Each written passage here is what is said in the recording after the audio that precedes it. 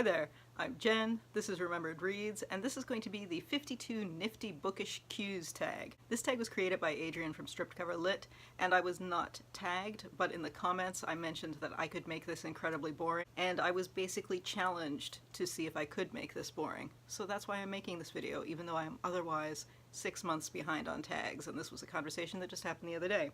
So let's get on with this before I overthink it. Question number 1 is, what book are you reading right now? And the book that I'm reading right now is Roads Must Fall, which is 1/3 a collection of essays, transcribed speeches, song lyrics, and interviews with people who were involved in the Roads Must Fall Oxford campaign, which was basically a campaign to bring down a statue of Cecil Rhodes in Oxford that was inspired by a similar movement at the University of Cape Town previously. Question number 2 is, what is the last thing that you highlighted? The last thing that I highlighted was Foundations of Western Civilization, which is a textbook that I used in my OAC history class in 1994, because the teacher felt that since OAC courses were supposed to be preparing you for university, you would need to highlight in university, so she checked to see that we highlighted the book. And I'm not a highlighter. I didn't highlight anything when I was in university. I don't highlight the books that I'm personally reading. So yes, the last thing that I highlighted was 25 years ago. Question number 3 is, what do you plan to read next? I am planning to read The Trial of Easton Abré, How the People of Chad Brought a Tyrant to Justice. I don't know anything about the history of Chad, so I was interested to see what this would be like. Questions number 4, 5, and 6 ask what authors of fiction, non-fiction, and poetry you would like to go meet up and have a drink with, living or dead, and my answer is none. For one thing, because I don't feel the need to confront authors who write things I don't like. Number 2, I don't care about author intentions when it comes to things that I do like, so I don't want to go and have deep conversations with them. And 3, when I have met people that I have admired in the past, I never have good conversations with them. I was at a comic forum meetup once with John Cassaday, the artist, and I didn't have any good conversations with him. When I was in grad school, I worked at a call center and once took a call from the opera singer Brian Asawa, who has since passed away, which is a shame. And at the time, he had been singing Sesto in Handel's Caesar with the Canadian Opera Company, which means that he was singing one of my favorite duets, and I thought he did a great job, and I wanted to say something about that. It came out ridiculously, so that didn't go well. I once ran into the wheelchair racer Ernst van Dyke in an elevator, and I couldn't think of anything clever to say, and this was just after he had set a record in the Boston Marathon, which has since been somebody else has beaten that record, but at the time that was really impressive, and I couldn't think of anything good to say to him, so I don't want to meet any authors, living or dead. Especially if they're dead, because can ghosts drink? Or is it like in The Last Unicorn where the skeleton says he can remember the taste of wine? That's rambly, but I guess if I'm making this boring, it's okay to be rambly. Question number 8 is Emily Dickinson or Edgar Allan Poe? It doesn't specify whether I'm supposed to consider their writing or not. So I'm going to say that in a pop culture way, Edgar Allan Poe has had more impact on my life because I had a classics illustrated book of The Telltale Heart when I was a kid, and I was always really impressed by the illustrations in that. Also, I used to listen to a band called the Cru Shadows who have a song version of Annabelle Lee, so I'm going to say that he matters more to me in a pop culture way than Emily Dickinson does, because hey, the question doesn't say I have to evaluate their writing. So in editing, I just realized that I've missed 2 questions. The first of those questions is Hemingway or Fitzgerald.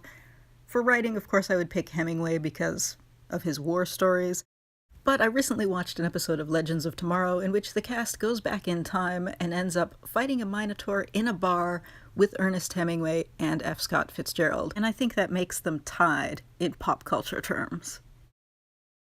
The next question is Jane Austen versus Charles Dickens, and I'd have to say that I would hold them in roughly equal regard in terms of writing. And in pop culture terms, for a long time I would say that I was bitter and resentful of Jane Austen because of the number of times that I was forced to watch the Colin Firth miniseries by friends who were in love with that. But I have to say I think that gets cancelled out by her ridiculous appearance in the Saints Row series, so ultimately it still comes out as a tie. There you go. Question 11 says Harris or Hitchens, and because I watched the original video, I know it's Sam Harris and Christopher Hitchens, but I kind of love that people who just saw these questions don't know who Harris is. The idea that everyone is going to jump and assume that it's a anti-theist pissing match, which is what this would be. I don't care which of them. If I were talking about writing, I would say I think Christopher Hitchens has more interesting and a wider variety of material, but since I'm pretty sure we're supposed to be looking at this as an atheist pissing match, I don't care. Number 12 is Stephen King or Michael Crichton. I think Michael Crichton's books make better movies, and I think he had great ideas, but I was never particularly impressed by his books. When I was in high school, I read a lot of Stephen King. I really enjoyed it. I haven't read any in years now. I think probably the last thing that I read was the third or fourth book in the Dark Tower series, and I've sometimes thought I should catch up with that series, but I just don't care that much. But so Stephen King would win if we're talking about how much enjoyment I've had from the books. But yeah, if we're talking about movie adaptations, Michael Crichton wins. Also, Stephen King has now lived longer than Michael Crichton did, so he won in life, maybe? Question number 13 is Bret Easton Ellis or Chuck Palahniuk. And if you're talking about adaptations that people say they love but actually misunderstand the themes of, they're running neck and neck. But if you're talking about them as human beings, Chuck Palahniuk does not end up in the news as someone who has either a desire to get himself into controversy, a desire for public attention, or just naturally has regressive social views. I don't know which of those three things causes Bret Easton Ellis to make the public statements that he does every couple of years. But yeah, like he's in the news this week, so Chuck Palahniuk wins because he's not Bret Easton Ellis. Although if it was writing, I would probably consider them roughly equal, personally, so meh. Question number 14 is Kurt Vonnegut or John Green. I've never read any John Green.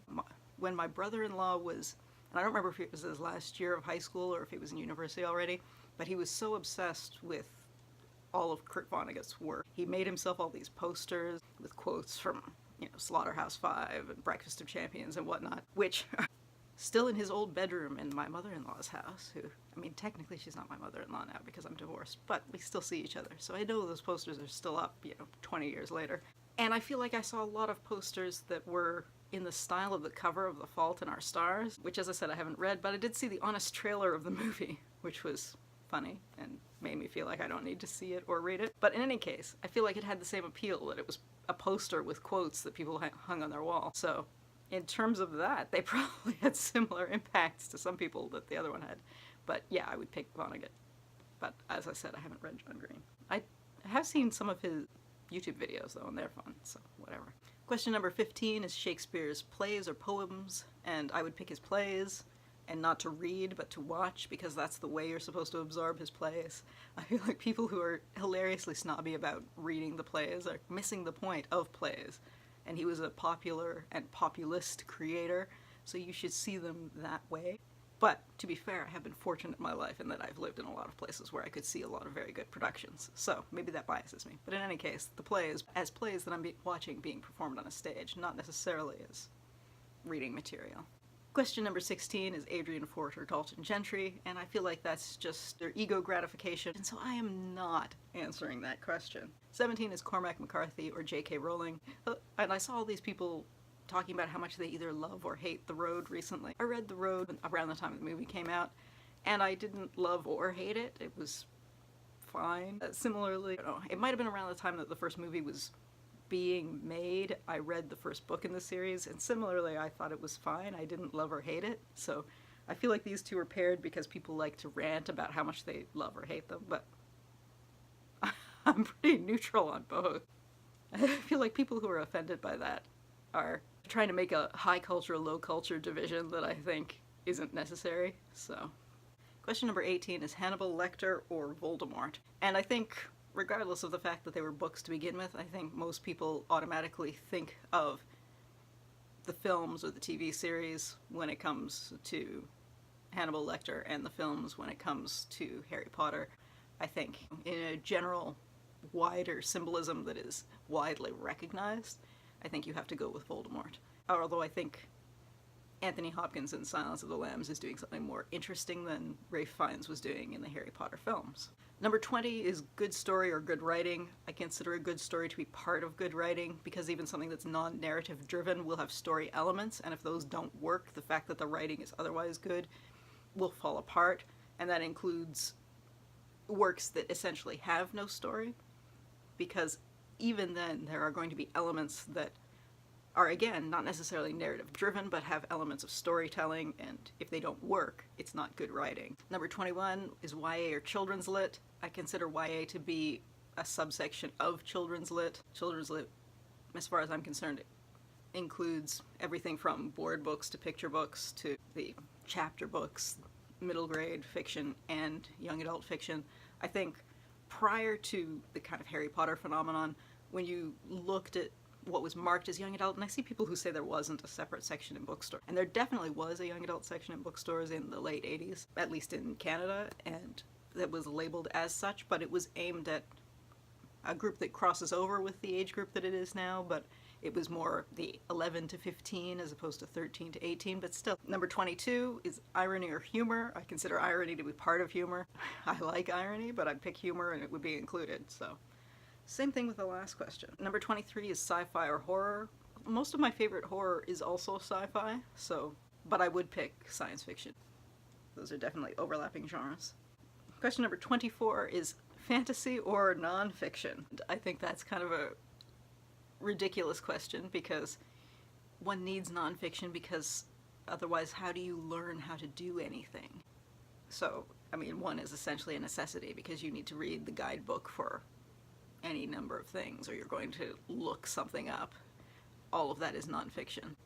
But I think fantasy is the basis of a lot of children's storytelling, a lot of fairy tales, a lot of the building blocks of pieces of common culture, and I think that's extremely important too, but on a different level. So these are both things that are essential, just in different ways. So it's ridiculous. Would you rather find a new favorite contemporary or a favorite old-time great? And it depends on the volume of work that they put out. A new favorite who puts out new material every year is awesome because you have something to look forward to. An old great who only ever wrote 3 novels and then died. It's exciting to find those 3, but you don't have a lot to look forward to, so it depends. Number 26 is sonnet or haiku, and in general I'm neutral on form when it comes to poetry, but I will say that I hate that the perception of the haiku as an easy poem means that you're constantly being asked to make haikus. I feel like it's something that came up in school for years. It's like, oh, write a haiku. It comes up in team building events and work situations. Ooh, write a haiku. I've seen at least 4 booktubers who have done contests on their channel where the contest entry was writing a haiku, and I hate that. So sonnet wins just because I hate that we have this attitude that everybody should be writing haikus all the time. Number 27 is Sistina or Villanelle. As I said, I don't particularly care about the form of poetry. It just depends on any author's skill at that form and writing within the style. Although Villanelle is also the name of a assassin character in both the book series and now the adaptation is Killing Eve on television. So if it's verses, surely the assassin can kill their opponent. So. Number 28 is would you rather spend your evening at the bookstore or at the library? And definitely the library, because more things happen and you're not expected to pay for them. I've seen a couple of people do this tag and say, oh, you have to be quiet at the library, but that's not true. You have to be quiet in certain sections of libraries, but most of the libraries I've been to have rooms that you can rent to do group work, that they have auditoriums where they do author speeches, where they do book clubs, discussion groups. So if you were lucky enough to live somewhere with a good either local library or library system, libraries are brilliant. And I have spent many an evening at libraries, and it's not all, oh, shh. Like, no, there's a lot you can do. Number 29 is Wikipedia or magazine article. And it depends, because if I'm reading a physical magazine, I can use that to kill a centipede if it runs by. Whereas if I'm reading a Wikipedia article on my phone, I probably don't want to kill the bug with my phone because I might break the screen. I mean, magazine articles are nice to kind of sit there and read, but realistically, I've stopped subscribing to magazines. I still read a few articles online. I know you usually get, 5 to 7. And my sister does subscribe to Walrus and the New Yorker, and I sometimes flip through those if I'm visiting her. Whereas Wikipedia, on the other hand, is something every time I have a dispute with someone or just a question about what year was Cary Grant born? What year did Vietnam reunify? You go and look that up if you don't know. And there's Wikipedia.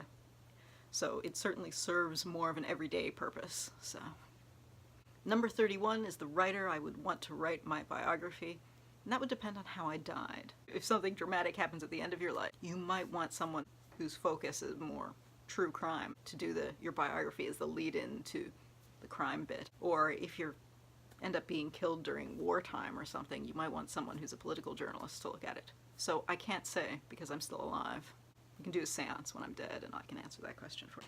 Question number 13 is I do/do not highlight books, and as I said with the second question, I do not highlight my books. Question 34 is earliest memory of a library, and I believe one of my earliest memories of a library is going to a story hour at, I think, Woodside Square Library, which does still exist.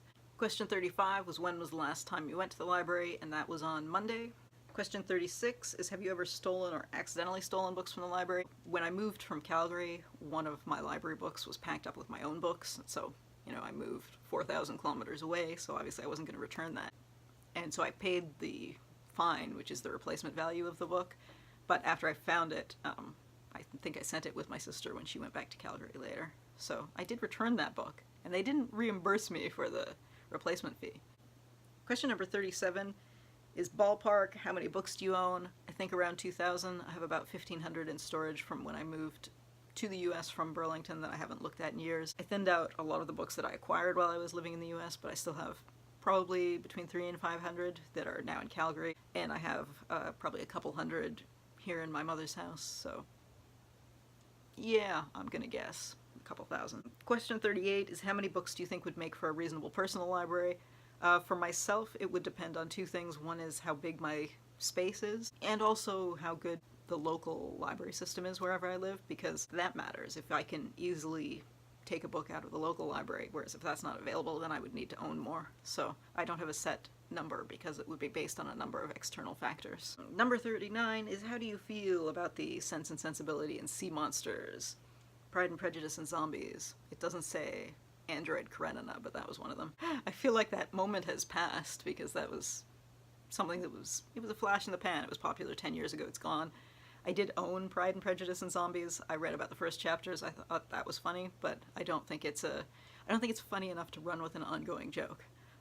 So yeah, it's funny as a one-off, but I do like spoofs though. I have watched Meet the Spartans twice, and I mean 300 was almost a parody of itself to begin with, so you know Meet the Spartans was trash, but I did laugh at it, so I do like parodies, but I mean there's only so much of that you can take. Question number 40 is horror trope you would like to see get more love. Somehow, despite the fact that I was wearing this Bunnicula t-shirt when I filmed the video this morning, I didn't come up with the answer vampire animals. But clearly, vampire animals is the right answer to this question. 41 is something that you think gets underutilized in science fiction. I think there's some great authors who could stretch themselves a little bit more. Again, that's not a trope, but... Number 42, flash fiction, form of and format of literature or just a short story. I think the definition of flash fiction cuts off at around 1,000 words, and I think there are a lot of pieces that are between, say, 500 and 1,000 words that are clearly short stories. I definitely think the shorter ones, which I think we're dismissive of and talk about like Instagram poetry or tweet stories or something, and I think people are dismissive of that in a lot of ways just because it's still so new and we don't have the ability to reflect on it as well, but I think that that's something that people will appreciate more later, maybe. I think if you look at something like some of the very good Vines, which had to be, you know, just a few seconds long, and I don't think there was a lot of great artistry in there just because it was something that people were using casually, but I think there was a lot of potential to great artistry there. It's easy to brush that off because it tended to be a lot of like teenagers joking around, but I think that's dismissive of the potential that's there. 43 is if you could own one book from all of history, what would it be? And I don't know, because I think it would be fun to discover something that's been lost to history, but I wouldn't want to keep it. You'd want to give it to a museum because it would fall apart, so. Question 44 is audiobooks, same as reading. And I think we use the verb to read in two different ways. And when it's used in the one way, the answer is yes, and when it's used in the other way, the answer is no. When someone asks you, have you read Murder on the Orient Express? They're basically asking you, have you been told the story of Murder on the Orient Express? And in that case, I don't think it matters. I think it's the same. You know who done it, so you have read the story. On the other hand, when you're talking about the actual act of reading, which is your eyes on print or your fingers on braille, it's clearly not the same as that. Someone who is illiterate can listen to an audiobook. So by that fact, it's clearly different when it's used in that way. But I think outside of educational and professional circles, when someone says, have you read ABC, XYZ, they're not asking you, did you use your eyes or your fingertips? They're asking you, do you know the story? Or do you have the information? So that answer is obviously yes. And I think it's hilarious when people say, oh, it's ableist to make that distinction, and it's not. Because, since I mentioned meeting that wheelchair racer before, Timothy Chariot and Ernst van Dyck are both marathoners. They're not both runners. That's a distinction. They're doing sort of the same thing, but sort of not the same thing. And acknowledging that difference is not offensive. It still means you've covered the same distance, in the same way that if you've listened to an audiobook or read a book, you know what happens. You have the information. But you haven't actually gotten there the same way. And it's not insulting to say that, because they're both legitimate ways to get to the same place. Question 45 is the most literary songwriter of your lifetime. And I assume this means in terms of pop music, so I'm going to say a toss-up between Jarvis Cocker and Paul Simon. 46. What writer embarrasses you because you haven't read them? I figure if I haven't read an author, it's because I haven't wanted to, so I'm not embarrassed. 47 is what writer embarrasses you because you've read too much for them? If I've read so much of them, I obviously enjoy them, so why would I be embarrassed? So, no.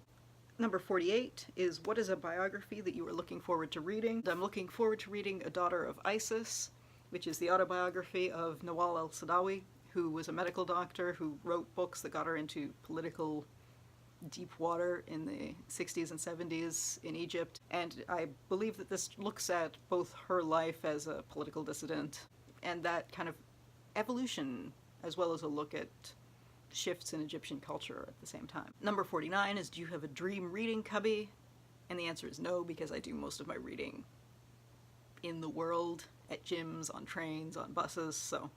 Number 50 is the last literary phenomenon that really got your gears grinding. I don't care. If something incredibly pretentious takes over the literary side of things for a while, or if something that's poorly done takes over the popular side of things for a while, it doesn't hurt you. You have thousands of years worth of writing you can still read. You don't need to be upset by that kind of thing. Who cares? 51 is, what was the last piece of literature that changed the way you read? And I don't think I have a good answer to that. Yeah, I don't think I have a good answer to that. And number 52 is, what booktuber have you been watching the most recently? And I've been busy with other things lately, so I've just been watching videos as they pop up in the subscription feed. I haven't been binging anybody's past videos, so I don't have a good answer to that either. That's the final question. This was long, and I think a lot of the people who wanted to do this have done it already. However, if you're interested in this kind of thing, because I feel like this is a niche and long tag, please go ahead and do it and let me know below so I can check out your video. In any case, I'm hoping that this was as boring as I promised that it would be, but if not, I tried. That's it for now. Ciao.